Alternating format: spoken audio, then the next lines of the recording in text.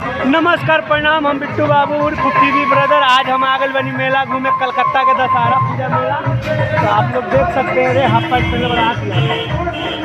तो आप लोग चलिए पंडाल को दिखाते हैं, बने रहिए ब्लॉग में। आप लोग देख सकते हैं कितना खूबसूरत पंडाल है, और पंडाल में जाने से पहले यहाँ पे लाइन लगाना पड़ता है।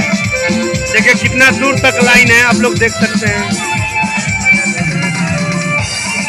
ये लाइनिंग के अनुसार जो है लोग अंदर जाएगा। आप लोग देखिए पंडाल, देखिए कितना खूबसूरत है।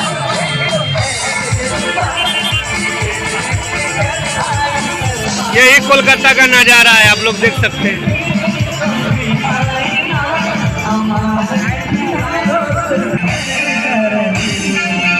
आप लोग देख सकते हैं भोले बाबा का भी पत्थर पे बैठाया गया है।